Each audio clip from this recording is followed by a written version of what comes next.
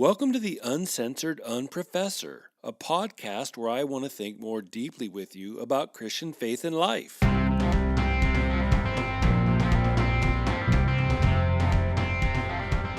A Lord blessed Advent season to all you believers, non-believers, unaffiliated believers, sort of believers. You think I'm a believers? Rare birds, you 9%ers. Welcome. Mein Wach, my true unstudents. Welcome to the Uncensored Unprofessor, a podcast for deeper Christianity. I've had a cup of coffee. I've got my Christmas walnut coffee candles going. I just ate a peppermint patty. I'm feeling very Adventy. So the Lord bless your Advent season today. Thanks for downloading the Uncensored Unprofessor. Life is frequently strange and surprising, you know this, and it's frequently like that, if only because human nature is frequently strange and surprising. To me, one of the strange developments is how a non-religious human impulse has turned itself into religion. Now, I'm going to ask you to put your history hats on with me today because we're going to think together along some historical lines. And as we do that, you need to tighten the chin strap on that hat. Because I'm telling you the truth, it's going to get intellectually blustery. For a good 1,600 years, Europe, and then with it the United States, was governed culturally, if not always politically, by something called Christendom. We can aptly describe Christendom as the set of values or the moral code, the way of processing reality, all of that as a divine construct, something that was all given by God or stemmed from God's revelation. And what that looked like involved the following beliefs, the following teachings. God created the universe. God instilled dignity in every single human being. God gave his moral code through the Jews. God holds and will hold everyone to the standards of his revelation. God sent his son Jesus down to offer redemption to creation. And Christ is the hope of salvation for all of creation. We could put more in there, but those might be a skeleton around which Christendom hung. And each of those beliefs resulted in a hodgepodge fashion in some very tangible results. The belief in creation eventually resulted in science. I don't have time today, but science was nowhere to be found in the Eastern world. Science is a Judeo-Christian Aristotelian product, and it's resolutely all of that. But again, I don't have time. The Christian belief in human dignity resulted in the end of Western slavery, first in medieval Europe among Christians, and then in the United States because of Christians.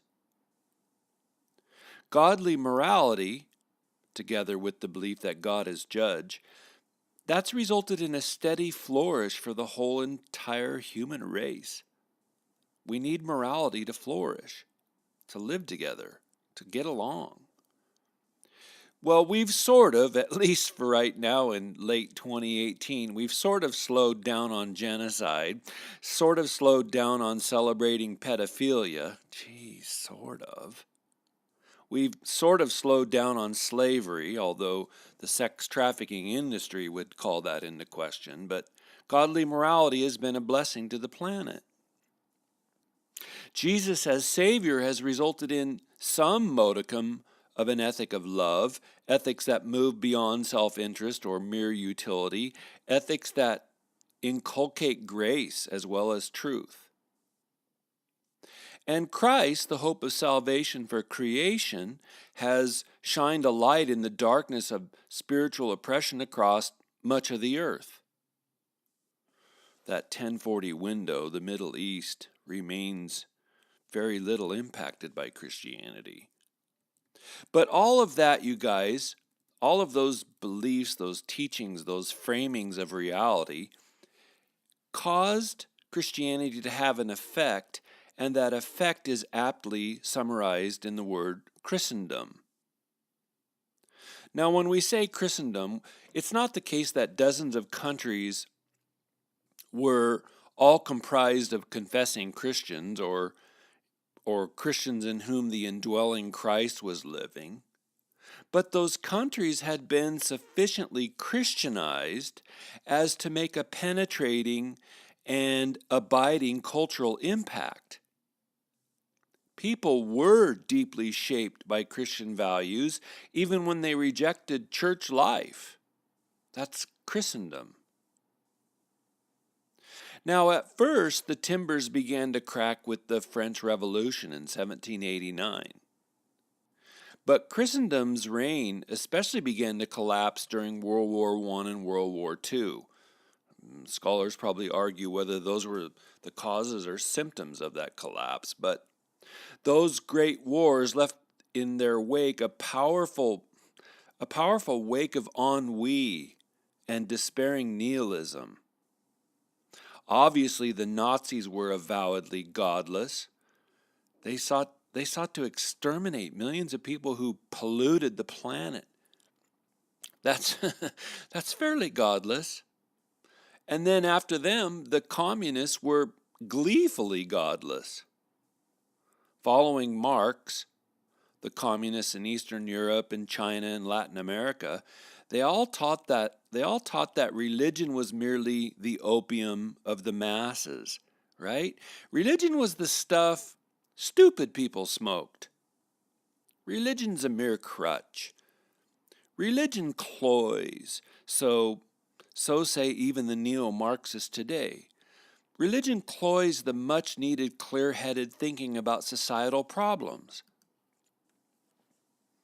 That's because we're watching a post-Christendom, a post-Christian worldview develop. You guys, this is episode number 8 in my series on the world religions. And I want to describe and help frame for you the newest religion, the post-Christendom religion, or what I'm increasingly calling the post-logical religion. Now, before I proceed, I have to give credit where credit is due. My wife, Tanya, and I were talking along the lines of postmodernism, a phrase that I'm not going today to use or unpack, but we were thinking about that, and she said, "Really? It's all post-logical." So the catchphrase post-logical, Tanya gets credit for coining that. But you know me, I'm going to use it like it's mine and like I made it up.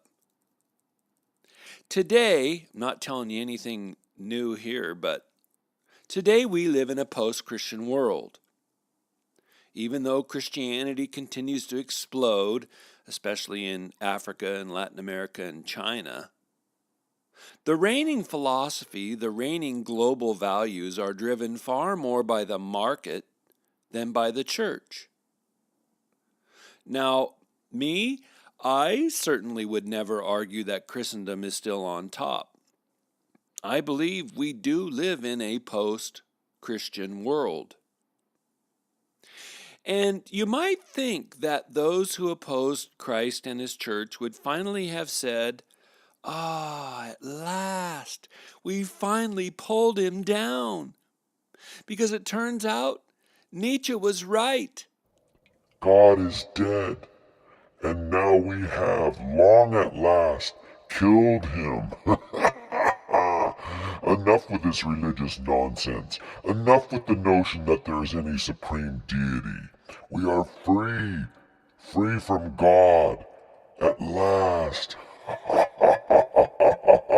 Partly, there is a ferocious element to that kind of thinking, but partly I just haven't used the monster voice in a long time. Logic Logic in a post-religious world would deem that everyone would finally lay down their rhetorical guns because at last religion had been wrecked, ruined, obliterated, shown to be the sham that, air quotes, intelligent people always knew it was. Now we can finally all live in the peace that no religion produces. We can finally all be dispassionate. We can finally all live by reason. But that's not what has happened. Most of the quantity of outer space is a vacuum. But concerning life here on planet Earth, sociology tells us that there are no vacuums. Something always rushes in to fill the void left by a prior something. And today we live in an ever-expanding, post-logical religious worldview. But believe you me, it's as religious as ever. Are the non-religious less ardent in the practice of their faith? Well, is the Pope Baptist? Do those who say there is no God live any less emphatically than those who did believe in God? Is rain dry? Now that Christianity has been rendered passé, are the post-religious now totally wide open to anything at all being taught in public schools? Can dogs meow? No, yous guys. We live in a post-Christian era, but the post-Christians are increasingly every bit as devout, as passionate, defensive, dogmatic, self-righteous as any religious group ever was. And so what I'm going to do today is explain all of that. Seriously, Ed, you think the post-religion is religious? You think post-Christianity is religious? Oh, I do with all my heart, and I want to explain that for you. First, religious types used to be accused of having schools that were essentially indoctrination centers. They would say to Jews and Christians, you only accept truth according to your religion, and only that kind of truth can be taught at your schools. But today, secular schools forbid the serious study of anything that challenges their pet ideologies. Don't believe me? Try getting the study of the Bible as influential Western literature approved by your local school board. See how you try to grab that tiger's tail. Or let's look at it this way. Excuse me. In 2018, the National Association of Scholars performed a study of 51 of the top-ranked liberal arts colleges, and they found the following. Democrats outnumber Republican professors by a ratio of 96% to 4%. 96 to 4. Wow. You won't get 96% of any local church to agree upon hiring their professor, their pastoral staff like that. 96 to 4. Now, let's be fair, you and I certainly know that Democrat doesn't equal non-Christian, and Republican certainly does not equal Christian. But the monopoly, the now commonplace hegemony, dominance, the now commonplace hegemony of the university system is making groupthink commonplace. For institutions that say they welcome diversity to have a 96 to 4% ratio, clearly they detest diversity of thought. 39% of those 51 top-ranked liberal arts colleges, 39% of those colleges have 0 faculty members who were Republican. 39%. Or another way of saying it, 61% are 100% Democrat. And when it came to interdisciplinary studies, African Black studies, peace studies, gender studies, not one school had one Republican professor.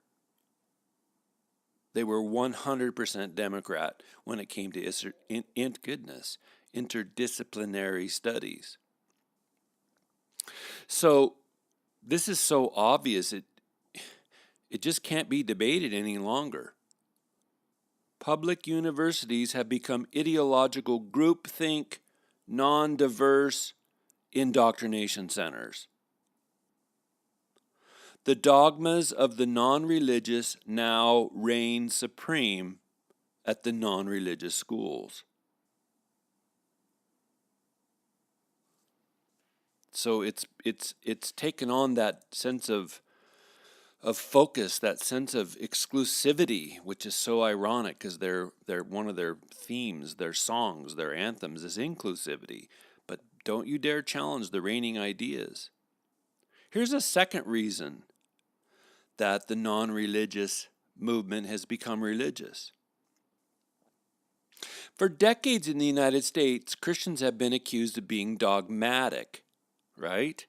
Because ardently, emphatically believing in anything transcendent is deemed simplistic, intellectually craven, narrow-minded. That's the zeitgeist we live in.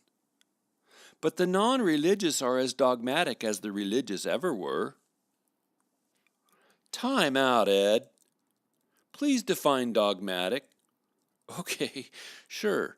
Dogmatic means opinionated, insistent, assertive, uncompromising, or Oxford Dictionary says, inclined to lay down principles as undeniably true. Or here's the definition for dogma, a belief that cannot be doubted, an authoritative belief. If you earnestly believe anything in religion, you'll get yourself labeled as a fundamentalist. Only fundamentalists believe God created the universe. Only a fundamentalist believes Jesus is Lord. Goodness, all thinking persons recognize Jesus was simply a first-century social justice prophet. You believe something that's biblical, and if you seriously believe it, you'll be labeled as a fundamentalist. But the non-religious have become every bit dogmatic as the religious ever were. You don't believe me? Try going to a university campus and suggesting that racial tensions are not so much about skin color as they are about cultural variations and the clash of values. See, watch, witness how they greet your diverse opinion. There's no question. You will feel the heat of their dogma. Or try going to a college campus forum and argue that men and women really are fundamentally different at birth. See whether the academic audience responds to that obvious bit of science in a genteel manner. Again, you'll find out what it's like to meet the heat of 21st century non-religious dogma. Or here's another one. Excuse me. Here's another one. Try saying, geez, anywhere, let alone at the college classroom. Try saying anywhere that the poor are just as buggered as the rich or the middle class. Tell someone that poor people struggle with human temptations to laziness and despair just as much as do the rich. Not only will you observe people's rolling eyes, you may well watch as their eyeballs bulge. Goodness. I did that once when I read a paper at an academic conference. I suggested that not all people groups rightly understand their own afflictions, which to me is like stupidly obvious. Not everybody understands their own afflictions. Not all groups understand their own afflictions. Holy moly! You should have seen a room full of scholars, Christian scholars for Lordy's sake. Their faces were red flushed with exasperation, and their hands shot up like rockets to challenge me. How dare I question the struggles of another group? Who did I think I was? It was a moment I'll never forget.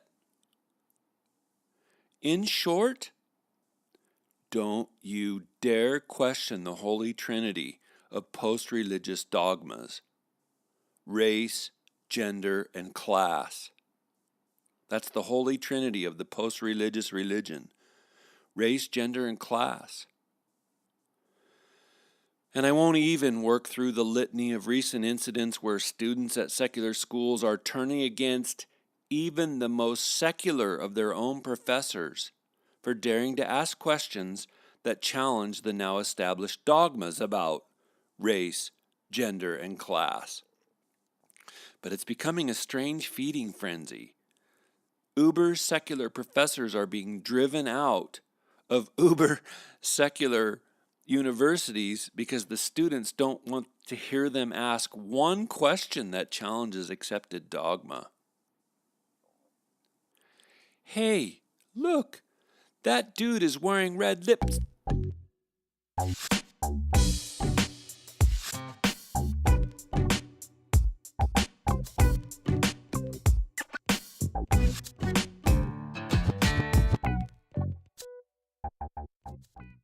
ADD break.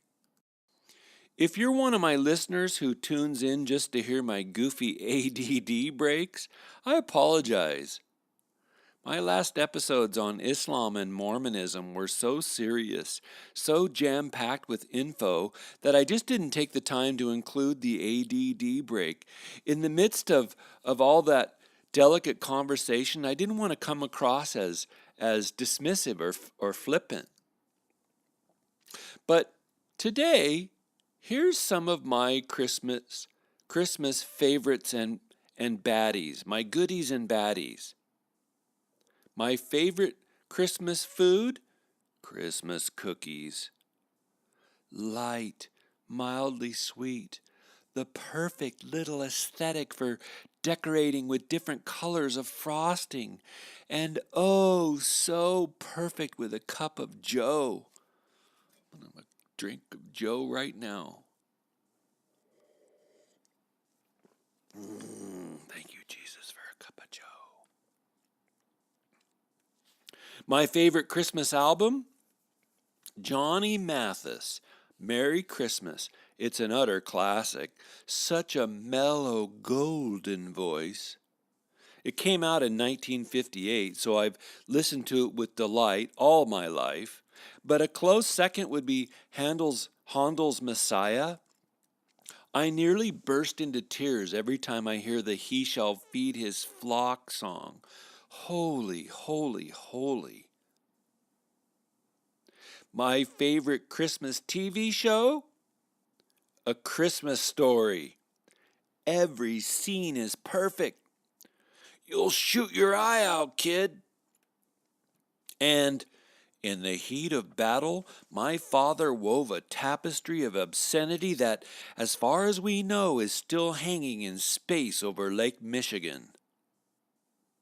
Or Fragile. What a classic. My favorite Christmas light color? Blue. Blue transmits mystery and peace and holiness. But blue lights are hard to see from a distance, so I don't use them to cover the exterior of my house. My worst Christmas food? Fruitcake. On the Today Show this morning, I heard a fellow say that British fruitcake done right is wonderful. Well, I'm still waiting for it done right. My worst Christmas song? Fasten your seatbelt, please, because you're going to be mad at me. Feliz Navidad. The tune's fine.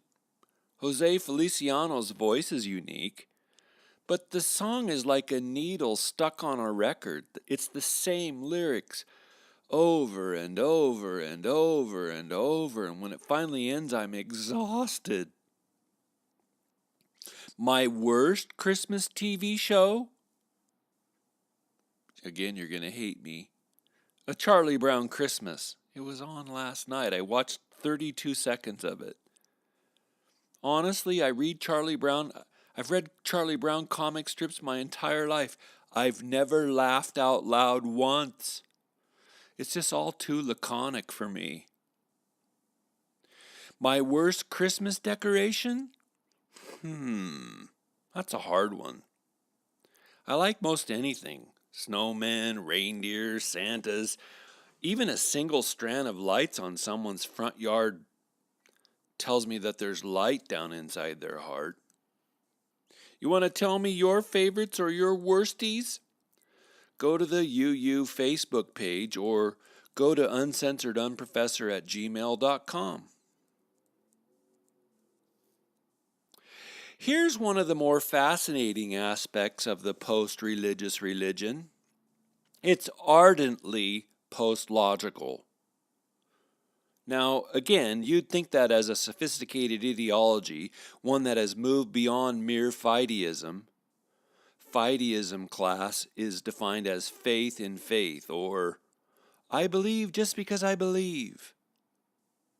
There are fideistic Christians. I'm trying to do this show to help fideistic Christians move beyond that. Our faith is grounded far more deeply than in fideism. But the post-religious religion, a post-Christian religion, should be utterly committed to facts, right? Nothing but the facts, ma'am. But here's one of the amazing ironies. For all of its opposition to organized religion, it's pretty much not about thinking. Thinking logically was a power ploy invented by evil white men. No, the post-religious religion has come to fruition as a feeling movement. Nothing should trump feelings. Nothing can trump feelings. Don't believe me? Here's some feeling-based arguments that you may never question. I dare you to show up somewhere where folks are gathered and question them. And the first one is, there is no evil. University professors by the thousands are teaching their students that evil is only our perception of events, but there really is no evil. You may think that a foreign government imprisoning religious dissidents is evil. Heavenly Father, bless Pastor Yi in China today who disappeared this week. You may think that that's evil, but it's really just simple human interaction.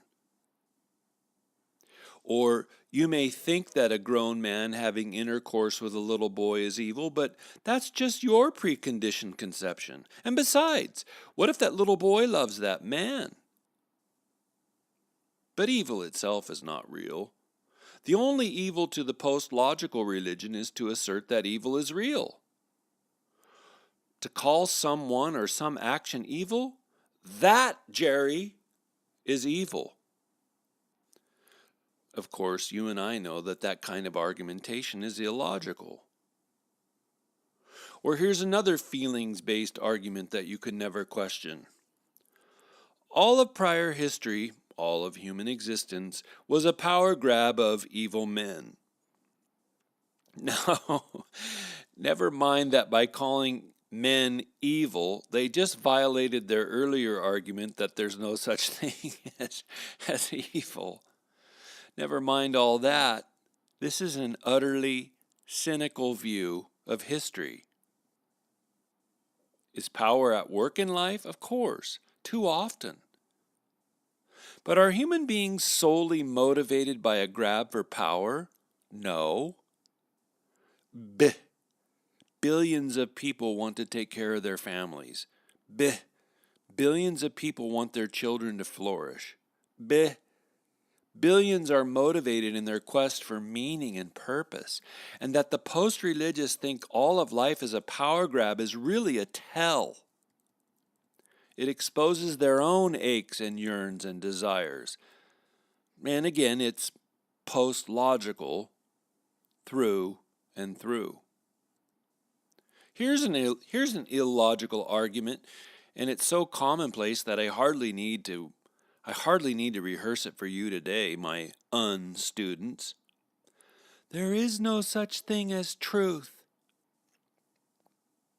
Everyone, every group should get to decide for itself what is true. That's part of the post-logical religion. I've been hearing politicians on the left say, everybody should be free to pursue their own truth. Well, of course, everyone except those who believe there's something transcendent or religious at work in and underneath life. But again, everybody should be free to pursue their own truth. You guys, each time I hear it, I scratch my head. What's that mean? Is it true for me but not you that looking at the sun will blind me but not you? Is it true for me but not you that premarital sex could lead to pregnancy? There's no such thing as capital T truth. It's an odd assertion. No, more, it's patently illogical. Instead of casting aside mere fideism, mere I believe this because I want to, instead of casting aside mere fideism, the post-logical religion is as fideistic as any religion ever was. It's really, again, I'm stopped cold by all of this. Shout outs. Boys and girls, mine students, here's der dealio. This podcast is my new vocation, my mission. With heartfelt gratitude, I'm also doing some teaching at a local church. Thank you, Stonehill, for that privilege. But mostly, this podcast is what the Lord has put in my lap. Twice I had lined up 2 philosophy classes at a local Christian university. Twice they fell through despite my good faith. I even had a high school charter school elective class lined up, and despite my good faith efforts, that fell through. I'm not saying that to even complain, but it is to say that I've learned in life to do what the Lord has put in front of me. And with much love and encouragement from my daughter-in-law, Lauren, thank you, Lauren, and 2 recent college graduates, Shane and Michael, thank you guys. With their help, the Lord put the idea for this podcast on my horizon about 1.5 years ago. I took up the opportunity with a, okay, Lord, this is the door that you've opened kind of attitude. So, will you support my new mission? Will you throw a $1 or $2 or $5 or $25 Patreon pledge my way to support this mission? $5 a month or more gets access to 2 premium members-only podcasts. I just did one on Advent. And it also gets you a UU coaster. $20 a month per more gets you those 2 podcasts, the coaster, and a UU coffee cup. And speaking of Patreon pledges, thank you Gus P. and Vinny A. for your recent Patreon pledges. Thank you, mine dudes. Also, thank you for Facebook blurby love from Ricardo C. and Gus P. Do you have a question for the UU? Please go sign your email up at uncensoredunprofessor@gmail.com. You have some feedback for me? You want me to think more carefully about something? uncensoredunprofessor@gmail.com. And one last bit of business. Maybe right now you're financially unable to support the show? Well, you can still help. Go again to uncensoredunprofessor.com, www.uncensoredunprofessor.com, and sign up with your email. Once in a while, I ask those subscribers questions, I solicit feedback. I try to get ideas from them for future shows or for marketing ideas. So please, and thank you.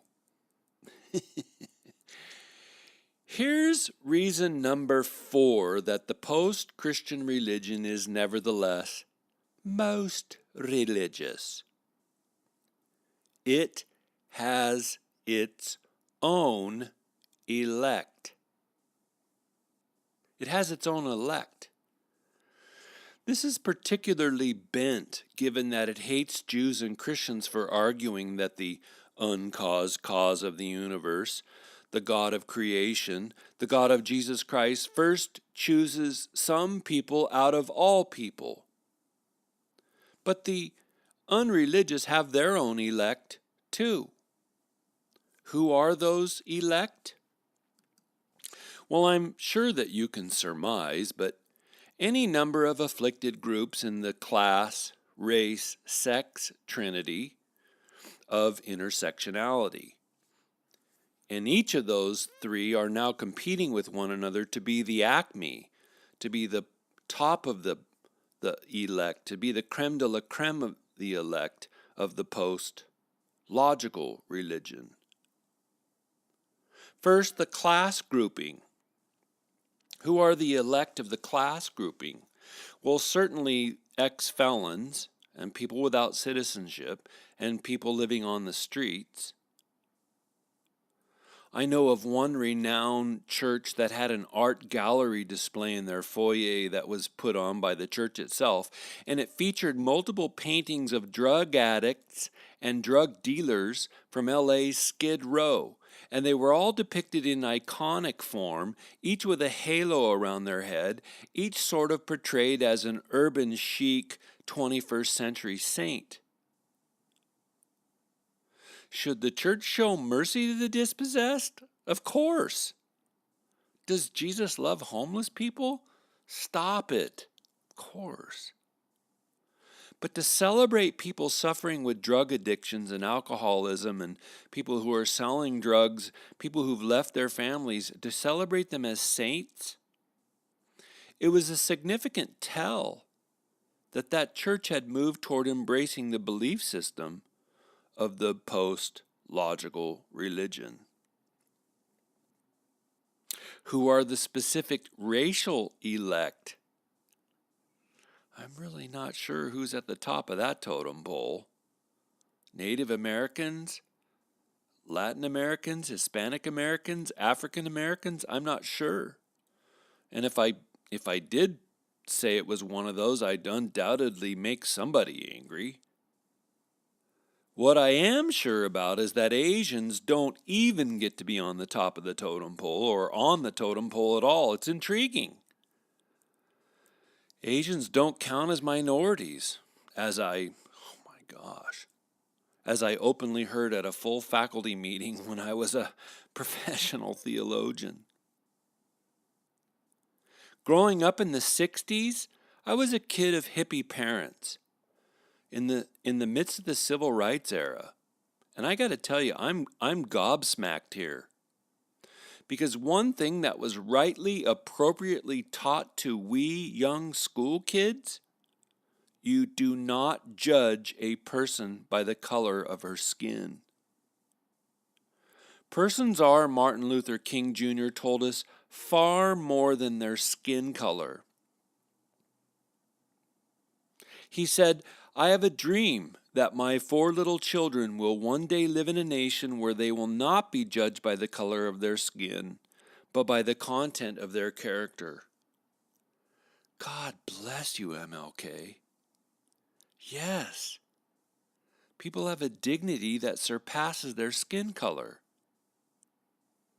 By their ethnic group, no one person can be pigeonholed about their beliefs or values or life choices. And certainly, No person should be stereotyped by their skin color. But today, with the post-logical religion, all of that has been turned on its head. Today, if you don't judge someone by their skin color, you're a hateful racist. And especially if you, say that you don't pay attention to skin color when meeting someone, well, then you are particularly a hater, a racist. Like I say, it's all post-logical. But it passes as a matter-of-fact truth, just like any religious dogma. I was stunned by how much of this race stuff was sermonized, celebrated as normal, institutionalized for how we did our daily business at the little Christian school where I taught. It's not the heart of Christ to judge people according of their skin. But OMG, it's so exciting to be one of the cool kids. And last but not least about the elect, those on top of the sex totem pole. Again, back to when I was a kid. Women were atop the hierarchy. And really, it was long overdue that women should get theirs. Due pay, due access, opportunity. But today, ladies, pardon me, women, I'm sorry, you've been given the back door. You've been surpassed. For a couple decades, homosexuals trumped women as the sexual elect, but today, homosexuals are rapidly being surpassed by the transgenders. And it's fascinating because there are now in the media, in the halls of power, and on college campuses, there are now skirmishes between women and homosexuals and transgenders over who gets to be classified as the elect of the elect, over who should get the public dollars, over who should get that privileged legal status. Famed feminists like Camille Paglia are increasingly protesting that this is getting out of hand. The sex elect are igniting an internal intersectional fiasco, fracasso, over who gets to be at the top of the top, because they all want to be the elect. And again, you don't believe me? Go read the excellent piece by Jonathan Rauch, contributing editor of The Atlantic. He just published an article entitled, "It's Time to Drop the LGBT from LGBTQ." Because Jonathan describes the unnecessary pickle which the different wounded sex groups have wrapped around themselves. There's a real problem going on over who gets to be the top of that totem pole, and he's arguing we need to stop it. They need to stop it. Finally, my mind boys and girls, reason number 5, the post-logical ideology is in fact a religion. Its adherents are as self-righteous as any religious tradition has ever been. Weekly, there are more people willing to shut down both free speech and use violence in the name of their self-righteousness. I mean, it's approaching Inquisition levels. And the more the post-religion religious are willing to use coercion to enforce their ideology, the more we're going to see how this religious worldview bears fruit, how it plays out. Because increasingly, they're willing to be coercive. They're willing to use the law. They're willing to use the violence and pressure to shut people down with whom they disagree. It is self-righteousness abounding, openly, in public. Lord have mercy, Christ have mercy. What's the takeaway with all this, mine duden? Let's be philosophers for a minute. Let's be theologians for a minute. What's the takeaway? Everybody has a transcendent category in their life.